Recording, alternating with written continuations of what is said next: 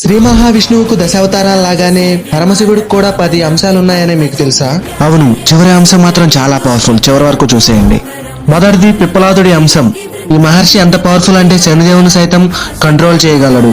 రెండవది కాలభైరవ అవతారం. ఈ అవతారం కలియుగం అంతమయ్యే వరకు కాశీకి కాపలాగా ఒక శునకాన్ని పక్కనే పెట్టుకొని కనిపిస్తాడు. మూడవది వీరభద్రస్వామి అవతారం. సతీదేవి మరణించాక శివుని ఆగ్రహం నుంచి వచ్చిన అంశమే ఈ వీరభద్రస్వామి. నాలుగవది దుర్వాస మహర్షి అవతారం. ఈయన అత్యంత కోపదారి. ఇంద్రుడి దగ్గర నుంచి అందరూ ఈయనకు భయపడతారు. ఐదవది అర్ధనారీశ్వర అవతారం. సృష్టి ఆరంభం కోసం శివుడు ధరించిన అవతారం. ఆరవది అశ్వత్థామ అవతారం.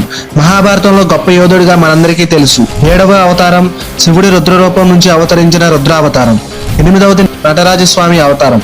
శివుడు నృత్యానికి చిహ్నమైన అవతారం. తొమ్మిదవది అఘోరి అవతారం.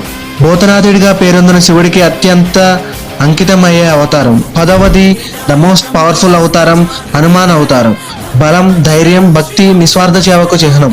కింద అభిమన్యుడి మరణం గురించి ఫుల్ వీడియో లింక్ పెట్టాను, చూసేయండి. వీడియో నచ్చితే మన ఛానల్ సబ్స్క్రైబ్ చేసేయండి.